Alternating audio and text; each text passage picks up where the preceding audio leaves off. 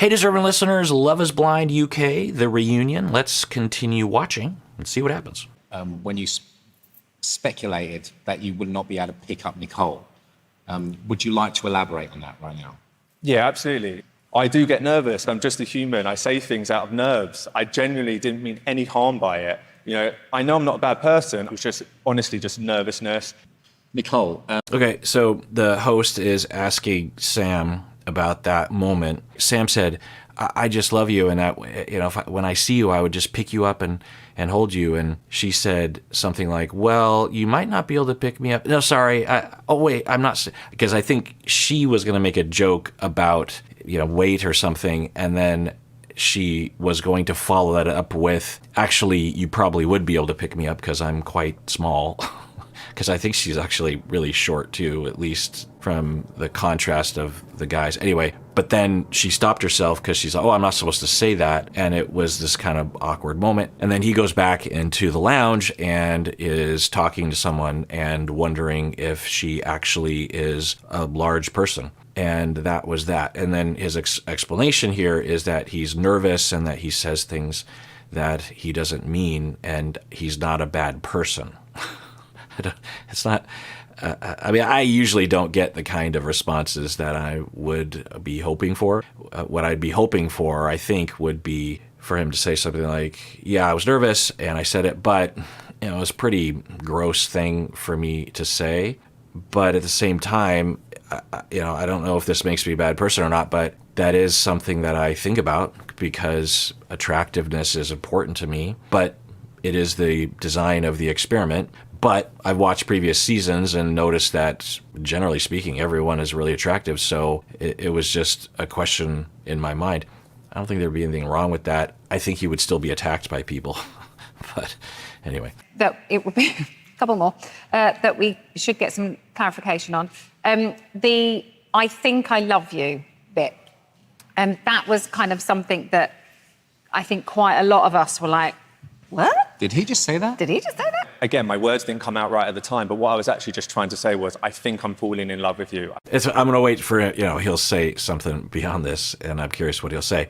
But this is another tick in the column that he just doesn't know, and he doesn't have experience. This isn't a good defense. It's even maybe, it's a lateral move at best, right? He's like, that isn't what I meant. I didn't mean I think I love you. I meant I think I'm falling in love with you. Well, and actually, in a way, that's even a lower statement, right? What would maybe salvage it is if he said, yeah, I don't know why I said that. I definitely felt love for her, and I was so nervous. And I also wasn't getting a vibe from her that she loved me, and so I didn't really want to, I don't know, whatever, some other response like that. But that's his way, and I think this is my top hypothesis, that his inexperience, his immaturity around this, which is fine. Some people, the pandemic certainly set people back if they were locked in their home all the time or whatever, and who knows, what his circumstances are. But if I didn't know his age, how old is he again? I would assume that he is actually quite young. He's 31, so he's not young. I mean, young to me, but not in the young that I thought he would be. But that doesn't matter. You can still have lack of experience or some kind of like blind spot that even though you're experiencing life to learn from, you actually don't learn from it. But I don't think he understands. And also, I don't know if he knows what he wants. A response would be, I felt love for her and I said something stupid. But I don't know, throughout this whole thing, only at the party did he finally get to like some genuine emotion of like, he said, I cared for you. But my guess is that he was at the top of his emotions. He was at the top of his feelings for someone. And to him, it was like overwhelming. And to him, he's like, oh my God, this is for real.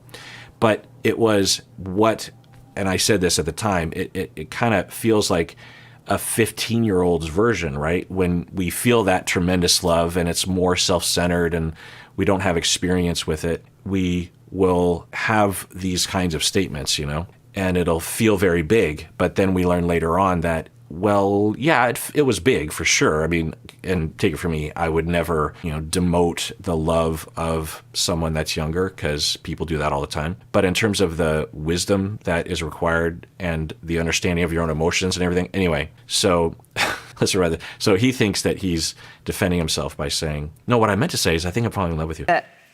I think quite a lot of us were like, what? Did he just say that? Did he just say that? Again, my words didn't come out right at the time, but what I was actually just trying to say was, I think I'm falling in love with you. I wasn't quite there. And if he was a con artist and a liar and a trickster and only there for clout, he would say something different. That's often a litmus test that I will use on these shows. If he was intending on going on the show, and who knows, maybe he is a con artist, but if he was intending on going on the show to trick Nicole into getting engaged with him just so he could be on the show, and then eventually he'd say no at the altar or something, then he would say, I was completely in love with her. He would have said it back then, he would say it right now. He's saying the same things in the same way, and he doesn't know that it's not coming across that way. So either he's a con artist and he's just really bad at it, or it's something else. It's a heuristic that people use whenever it's either you're completely true and everything is normal and good and expected, or you're a con artist. Well, the or you're a is a vast sea of possibilities. The con artist being one of them, but it's just one of them. And I think that's the process of the experiment, is that Love is Blind, you should be able to go from start to all the way up to the altar. So at that point in time, I couldn't stand there and say, I am absolutely in love with this person. On one hand, I totally understand what he's saying here. And I would think that prior to watching this show that all the couples are basically in that headspace, but they don't admit it because they are trying to play along with the experiment, or they don't want to alienate their partner, or they're trying to convince themselves. But after watching Love is Blind, I genuinely believe that when people go to the hallway, they are experiencing a love that they have never experienced before, or is on par with other loves that took 2 or 3 years to build, because of the way that it's set up and because they're so primed, right? They sign up for it months in advance. They're thinking about it and they're preparing their whole body and mind and soul to fall in love, and they meet other people that are also absolutely ready to get married for the most part. So I think that he is not typical, but I imagine a lot of people are like this, right? Like, think about Zach and Irina, right?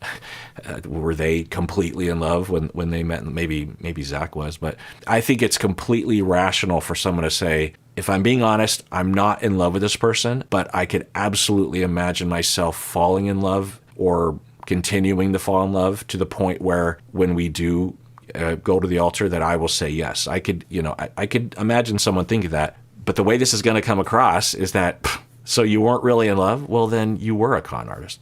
And I don't think there's anything wrong with that. Our pod connection was incredible, but you could see quite clearly it was very awkward when we met each other at the reveal. At that stage of the experiment, I wasn't quite in that position to say I love someone.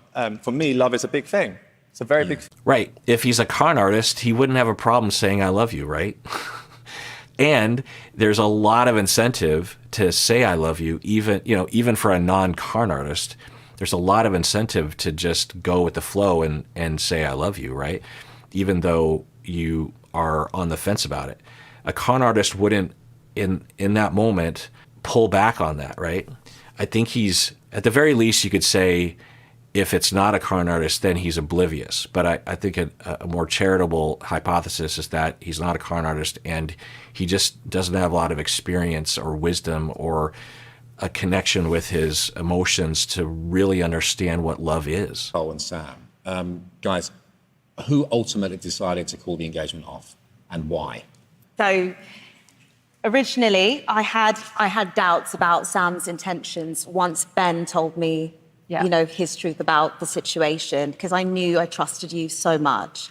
So Nicole seems to be doing a lot to reassure Ben, and Ben seems to be a lot more calm these days. But I am detecting that Nicole still holds that there was a connection and it wasn't completely false, or it wasn't as false as Ben thought it was, but she's wording it in a way to make it so she doesn't trigger Ben, which I think is the smart move. Then spoke to Sam, and I told him, look, I did not want to go to Greece. I didn't want to go on the retreat. I didn't want to have that experience on camera. he did not take that very well. Interesting. Huh. I wonder if other couples do that as well. That's interesting.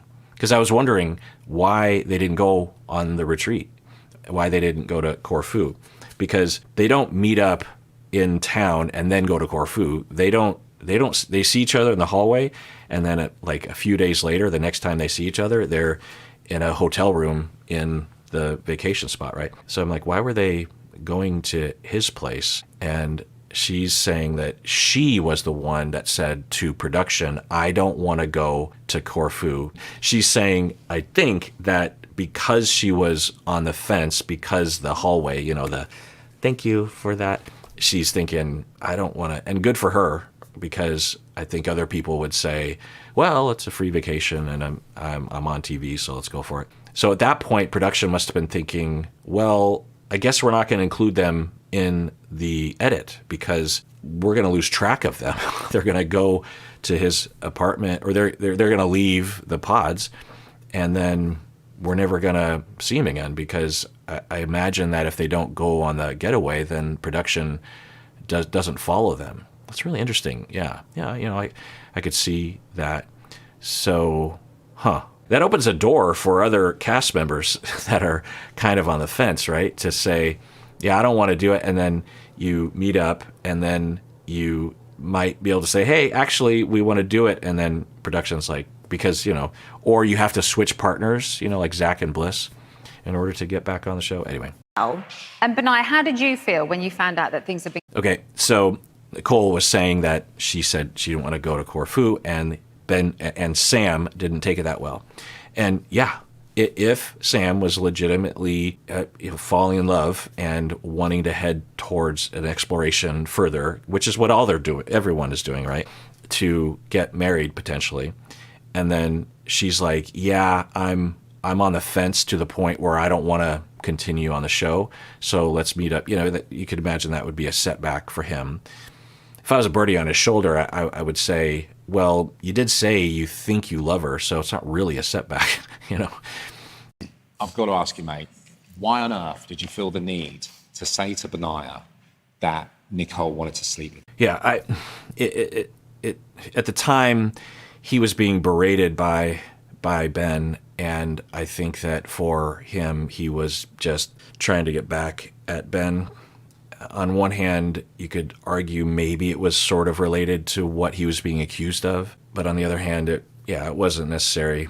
But I hope that they ask Ben, why were you so fixated on what was going on with Sam? I thought maybe it was going to go in a different direction, but unfortunately the conversation did get a little bit heated, and after watching it back, I wish none of that ever took place. I really do. For the last week, I've had to have, a lot of... Sam, say I'm sorry to Nicole, please. It was disrespectful what you said. Yeah. I think we could say that to a lot of people. There's always a scapegoat. And does he have issues? Yeah, but I don't know. I think that there's a lot of assumptions being made about him, and they could all be true, but I'm certainly not certain of any of those kinds of associations. And should he apologize? Yeah. But at the same time, he was being attacked by Ben. I mean, we saw that, right? Ben was unrelenting. He wouldn't even let him talk. Eventually, he wasn't being super rigid about that, but Ben was accusing. Plus, the accusation. There's a strong possibility. Who knows? At least 50% possibility that Sam was honest when he says that he was going on the show for legitimate reasons, and he had legitimately found a connection with Nicole and legitimately wanted to go forward with the process to legitimately possibly get married. And for Ben to just come after him and say, you're a faker, you didn't, and Sam's the one who got dumped. So if you're Sam, you're like, wait, so I was honest and I was real, even though I'm a little stunted, but he doesn't know it. And then I get dumped in the end. And now you're attacking, you have Nicole and you're attacking, what is happening right now? So it makes sense to me. It's not like Sam went in there intending on revealing that. Plus, it's not a lie.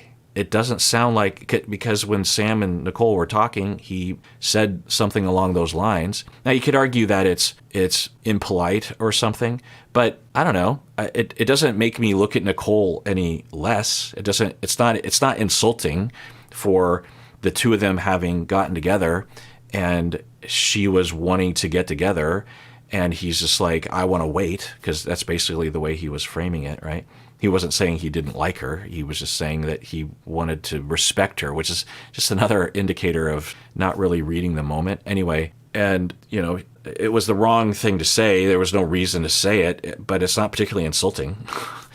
And Ben should be okay with at least the intellectual knowledge that they were together in person and they might have gotten together. It would make sense that they would have prior to breaking up. So I don't understand the sentiment here. I understand, 15% of it. I don't understand the rest of it. When you said I was trying to sleep with you and you turned me down, that was really hurtful and a lie. Yeah. So I do apologize. So if it's a lie, then yeah, that's awful. I don't understand why it's hurtful exactly, unless you think that it makes Nicole look like a horrible person or an unattractive person or a desperate person. I mean, what's wrong with someone, you're engaged at that point, so you're like, hey, let's get together, and the other person's like, I'm just not in the mood, or I'm not ready. It's no harm, no foul. It's fine. It doesn't reflect on anything. But she's saying it's a lie. I could have swore that when they first met up, maybe she was just being polite, or was exaggerated by Sam or something. I don't know. I do. I really do. I really hope we can move forward with this. I really do.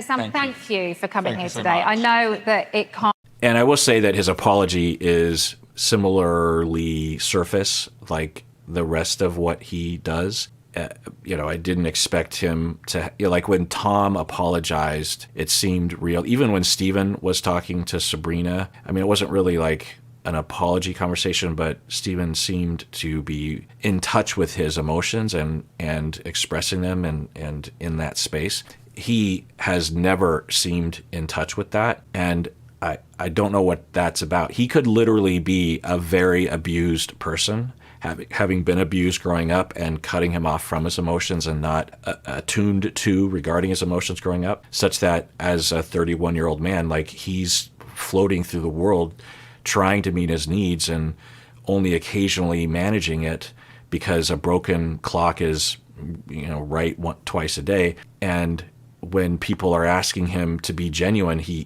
feels like, okay, I think I'm being genuine, or I think I'm being real. Why does everyone think I'm being fake?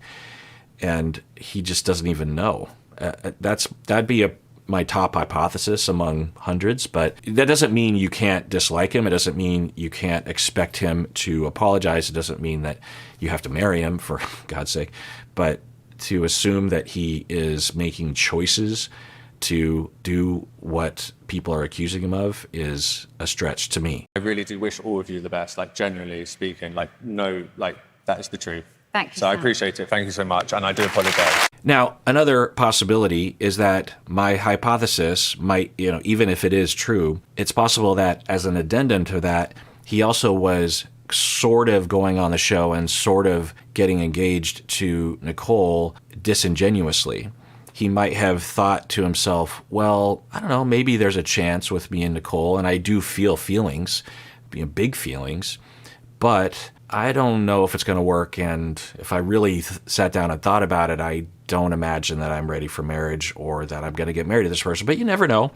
And that would not be a genuine place of I am all in the way that you're supposed to be and the way that the other person typically is, right? But Nicole wasn't all in either, I don't think, really. I think Nicole was really, trying to find out what her, I think it was overwhelming for her. Looking back, I am glad to notice now that we did not see more signs of Nicole not having a good connection with her needs and her wants and her feelings. I mean, there wasn't a lot of data otherwise, but there was some data otherwise. So, because I was worried that after the pods, even with Ben, that she would exhibit this pattern of not really understanding what she wants, and she might even say no at the altar just because she just doesn't She just doesn't know who she is or what she wants. But yeah, in conclusion about Sam, I think that he has an issue of some kind, and it makes it so that he comes across to people as being shallow. And I've had friends like this. I can think of one friend from a long, long time ago who had what I'm hypothesizing. And he was a great friend and he was a good person, but he was very surface and I don't know if I'd say shallow, but came across that way, I think, to people. I don't know if I ever figured out what that was. Was it just that people like this are inherently shallow and they just come across as shallow, or are they deep, but they're just misunderstood as shallow? Or, we remember that he said in the pods that no one has ever loved me or something like that. What did he say? He says, no one's ever loved me. I need to have someone love me. So that's another possibility. Well, that fits within my hypothesis. And that was probably one of the major ticks in the column around it. That when you're desperate and you feel like no one's going to love you and you are really rushing forward with love because you're desperate for validation, you're desperate for indication that you're worth it or that you can find love, you're not going to stop to actually enjoy the process or experience the process of discovering love for yourself and the mutual process of discovering love between you and someone else. You're just going to be, running down that track. Now, maybe Ben is right when he sees that in Sam, but is misinterpreting it as malicious, right? Instead of a desperate, unconscious attempt to gain validation. And, take it from me, as someone that sees many clients and also has a lot of deep conversations with people outside of the office, and I'm not special in that way. It sounded like a brag. It's not. But that for people that come across as shallow or as despicable people, or that come across as cold or something, or lacking depth, lacking compassion for other people, it's in there. It's just under a veil, or it's under one of those weighted blankets, if you will, of defenses. The defenses are weighing them down, and those defenses might have been put in place when they were like 2 or 3 years old. So it's very routine to them, and they're not used to pushing past those defenses. So I don't know why I always feel compelled to defend people, because, well, I guess I know why. But I don't think I make any friends, honestly. I feel like there's going to be a lot of people that are going to, but so you can disagree with me because none of us know, and that's fine. I don't have a problem with that. It's just if someone starts to attack me as a person, like if I ever defend a man, there's always someone in the comment section that'll say that I am a misogynist for that. And, we can have a conversation about sexism and bias, but to just attack me over that is, I don't think, fair. But to say that I disagree, if someone said, I disagree, I think he was up to no good, and I don't like that he did that, and I think what he said about Nicole to Ben about, I think that was a lie, and I think that he is a jerk face. Yeah, okay. I mean, I can't disagree with any of that. I feel like I'm in the same position when it came to Trevor last season. I could tell from the edit and the crowd reaction that everyone was convinced that Trevor was a con artist and a horrible, horrible person. And yeah, you could wage some criticisms for sure. And it certainly doesn't look good. As you're driving to the pods, you're texting, I love you, I want to marry you to someone. And then as soon as you're out of the pods, you're like, let's get married or something like that. Yeah, it certainly doesn't look good.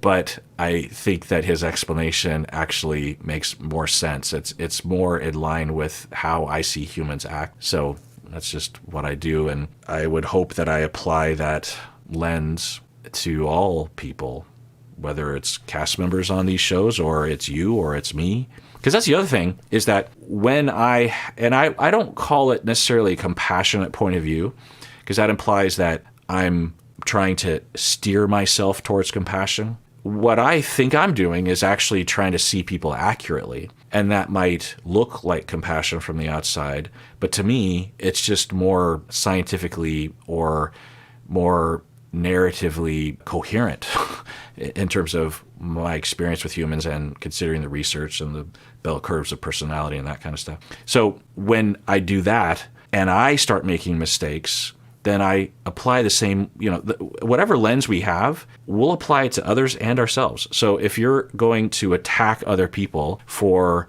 making mistakes or for having somewhat deplorable behavior, well, we all will commit deplorable behavior or what could be considered deplorable behavior at times, particularly in romantic relationships. And I just don't think that's fair to you to have that kind of lens. And so, let's apply the same, what I believe to be an accurate lens to everyone. And I know that's real pompous to say that I think that I see people more accurately. I guess that is kind of what I'm saying.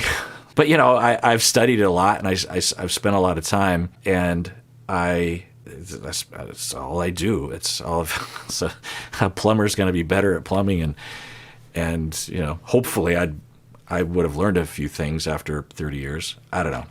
I can't objectively say that I see people more accurately. That's a stupid statement. There's no way to scientifically verify that. That's ridiculous. I guess I'm just saying, what am I saying, Phyllis? I am saying that I find that compared to the crowd internet, YouTube comment section, not my comment section, but other people's comment section, or the Reddit reaction to people on these shows, I find that the contrast, and sometimes there's a lot of alignment, but when there's not alignment, I find that my hypotheses make much more sense to me, are much more coherent with the general tendencies and bell curves and averages of human beings. So that's what I'll say. Sometimes when I start it up, like if someone laughs in the show or if there's applause, it like there's a 0.1 seconds where it feels like they're applauding me, which makes they're not applauding me. They're applauding everyone's point of view that's counter to me. So if anything, I'm in the minority and I don't know what I'm talking about.